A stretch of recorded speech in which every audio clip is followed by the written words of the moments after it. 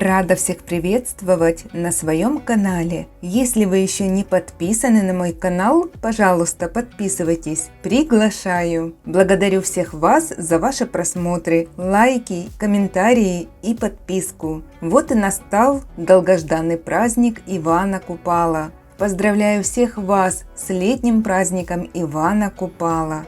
От всего сердца желаю вам найти свой счастливый папоротник, свою истинную половинку. Желаю всем встретить настоящую взаимную любовь.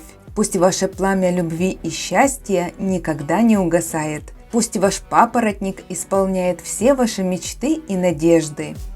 Я подготовила для вас новый интересный тест с купальскими предсказаниями. Какие же события ожидают вас в течение года? Также вы можете загадать желания и узнать, сбудутся ли они. Это зависит от того, какой венок вы выберете и куда он приплывет. Прежде чем мы приступим к самому тесту, я вам расскажу, откуда появился этот загадочный магический славянский праздник Ивана Купала. Согласно верованиям, он символизирует единение воды и огня, дает начало жизни и расцвета природы. Свои истоки праздник Ивана Купала берет еще со времен язычества. У наших предков слово «купала» имело очень много значений, но обычно его использовали как общее название для очистных ритуалов и обрядов, которые проводились в открытых водоемах. Существует версия, что этот праздник связан с языческим божеством Купалом. Однако в языческом пантеоне на самом деле такого божества не было. Купала появился вследствие недоразумения. Летописец с Густынского монастыря, зная о купальских игрищах, принял название праздника за имя языческого бога. Поэтому Купала, как языческое божество, появился впервые лишь в 17 веке в Густынской летописи, а позже эта ошибка была переписана другими исследователями славянской мифологии. Вплоть до принятия христианства праздник Купала представлял собой обрядовые народные сборища во время самого высокого солнцестояния и был посвящен солнечным богам – Ярила, Дождь-бог, Сварог и так далее. А главными обрядовыми действиями были массовые купания – это ритуальное очищение, прыжки через костер и ухаживание молодежи. Но после принятия христианства на Руси в 1988 году церковь начала активно выступать против языческих праздников и заменять их христианскими. А учитывая то, что наши предки, несмотря на осуждение церкви, продолжали придерживаться языческих обычаев, было решено некоторые народные традиции наполнять новым смысловым содержанием. Исключением не стал и праздник Купала, обрядовую часть которого была приурочена ко дню рождения Рождества Иоанна Крестителя, который крестил людей в водах Иордана. Стоит заметить, что крещение Иоаннова было также символом очищения. Как тело омывается и очищается водою, так и душа человека, кающегося, будет очищена Спасителем от всякой греховной скверны. Так праздник Купала превратился в день Ивана Купала, который отмечается ежегодно 7 июля, 24 июня по старому стилю. Кстати, празднование в этот день проходит не только в Украине, но также в Польше, Беларуси, России и в странах Прибалтики. Какие традиции и обряды существовали в этот день? Издавна день Ивана Купала сопровождается различными ритуалами, обрядами, традициями и поверьями. С утра в этот день было принято купаться в реках и озерах, чтобы очистить душу и тело от всякого зла, исцелиться и обрести хорошее здоровье. По народным верованиям, утром этого дня купается даже солнце. Вместе с тем, многие считали, что лучше в воду не заходить в такой мистический день, потому что может потянуть на дно водяной. Накануне праздника молодые парни устанавливали на выгоне обрядовое дерево, а девушки украшали его венками, лентами и цветами. Для обрядового дерева чаще всего выбирали иву и называли ее мареной. купайлом, купайлицей и деревцем. У обрядового дерева раскладывали костер, обязательный атрибут купальской ночи, связанный с культом солнца. Кстати, прыжки через костер – одна из самых известных традиций этого праздника, что сохранилось и поныне. Такие костры считались очистными. Люди водили хороводы вокруг огня и прыгали через него, веря, что он наделяет человека здоровьем и силой.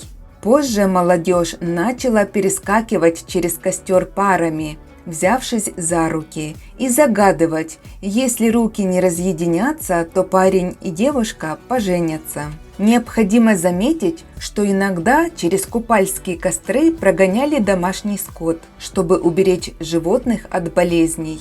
Также люди верили, что если в ночь на Ивана Купала в костре сжечь рубашку больного ребенка, он выздоровеет быстрее. Иногда с холмов пускали в воду зажженное колесо, символ солнца, его земное воплощение. Молодые девушки, которые еще не встретили своего суженого, на праздник Ивана Купала гадали на любовь. Они плели венки из полевых цветов и трав, ставили на них зажженные свечи и пускали в воду, загадывая о женихе. С какой стороны он придет и придет ли вообще в этом году? Считалось, что если венок сразу же шел на дно, то, к сожалению, любимый разлюбил девушку. Если же венок приставал к берегу и не двигался, в этом году девушке на свадьбу рассчитывать не стоит. А если венок поплыл далеко и свеча на нем не угасала, девушку ждала встреча с женихом и счастливая долгая жизнь. По поверьям, в купальскую ночь нельзя было спать, так как в эту ночь вся нечисть, лешие, русалки, домовые, водяные и так далее выходит из своих темных мест. Обычаи Ивана Купала связаны не только с огнем и водой, но также и с травами. Цветы и травы, собранные на этот праздник, сушили и хранили. Такие травы считались целебными, ими окуривали больных, прогоняли всякую нечисть и использовали для других обрядов. Но наши предки верили, что только собранные до рассвета в купальскую ночь травы и цветы могут иметь магическую силу. Главной купальской травой считался папоротник. Таинственный цветок, которого в ночь на Ивана Купала шли искать самые смелые юноши. Считалось, что только раз в году, в купальскую ночь, появляется этот огненный цветок на секунду, и тому, кто завладеет им, дарится волшебная сила понимать язык птиц и зверей, лечить больных и умение находить сокровища.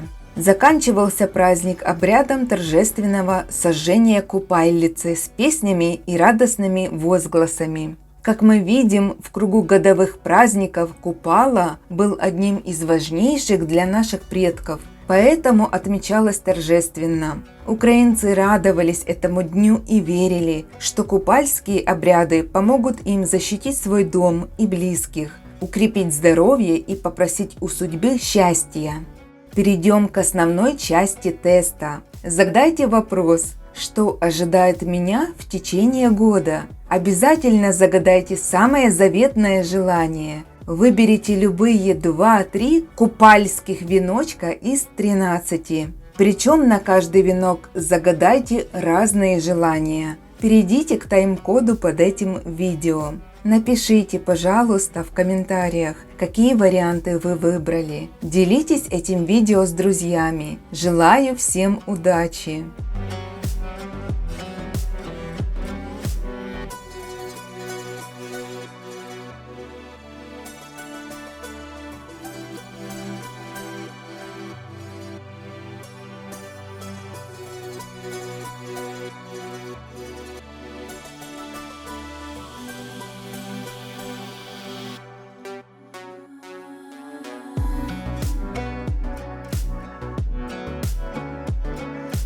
Купальский венок номер 1. Ваш венок быстро поплыл по течению. Загаданное вами желание сбудется, если вы к этому готовы. События будут разворачиваться быстро, не давая вам возможности остановиться и подумать. Вас ожидают перемены к лучшему. Купальский венок номер 2. Ваш венок поплыл на середину водоема. Ваше желание сбудется, принеся вам радость и удовлетворение. Когда это случится, не забудьте сказать судьбе спасибо. Вас ожидает благополучное время без тревог и неприятностей. Купальский венок номер 3. Ваш венок прибился к другому берегу. Исполнение загаданного вами желания придет вместе с переменами. Для этого необходимо принять эти перемены. Если вы решите оставить все в своей жизни по-прежнему, то и желание не исполнится. Купальский венок номер 4. Ваш венок подхватило стремительное течение. Ваше желание сбудется. Жизнь заиграет новыми красками. Ожидают благоприятные перемены, но многое зависит от вас. Необходимо будет отстаивать свою позицию, а где-то и проявить осторожность. Купальский венок номер 5. Ваш венок закружило течением. А действительно ли вы хотите того, что загадали? Нужно ли это вам? Принесет ли счастье? Если вы уверены в том, что это вам нужно, значит исполнится. Если вы сомневаетесь, не искушайте судьбу. Купальский венок номер 6. Ваш венок расплелся. Загаданному вами желанию не суждено сбыться. Но не стоит печалиться. Если не сбудется ваше одно желание, тогда обязательно сбудется другое. А это к добру, счастью и процветанию. Купальский венок номер 7. Ваш венок поплыл по течению. Ваше желание обязательно исполнится. Все идет своим чередом. Обстоятельства будут складываться вам на користь. Главное для вас не торопиться, а плыть по течению. Удачи! Купальский венок номер 8. Ваш венок приплыл к противоположному берегу. То, что вы загадали, непременно исполнится. Самое главное – то, о чем вы даже и не задумываетесь, на что уже не надеетесь, к вашему удивлению также исполнится. Не опускайте руки, все к лучшему. Купальский венок номер 9. Ваш венок остался у берега. Многие ваши желания сбудутся, но не это. Отпустите ситуацию. Загаданное не принесло бы вам ни удовлетворения, ни радости. Судьба уготовила вам другое, лучшее. Примите все с благодарностью. Купальский венок номер 10. Ваш венок плывет, не приставая к берегу. Доброе предзнаменование. О чем бы вы ни спрашивали, вас ожидает счастливая жизнь, отличное здоровье, согласие с близкими. Самое главное, ваше заветное желание обязательно исполнится. Купальский венок номер 11. Ваш венок пристал к этому берегу. Ваше желание сбудется либо не так, как вы бы этого хотели, либо оно не принесет вам того, чего вы ожидаете. Вам не стоит зацикливаться на этом. Доверьтесь судьбе, она вас выведет на новый путь. Купальский венок номер 12. Ваш венок остановился на воде. Желание исполнится, но не скоро. Наберитесь терпения. Подходящего времени для его реализации необходимо выждать. Вас ожидают временные застои в делах. Перемены для вас пока что не прогнозируются. Купальский венок номер 13. Ваш венок ушел под воду, утонул. Вашему желанию не суждено сбыться. Вероятнее всего, это из-за того, что вы еще не определились, чего именно вам бы хотелось. Вы запутались. Вам предстоит временный период саморазвития и затишья. Благодарю всех вас за участие в тесте. Подписывайтесь, напишите в комментариях ваш выбор, делитесь этим видео с друзьями. Отличного всем настроения! До скорой встречи, ваша Марго!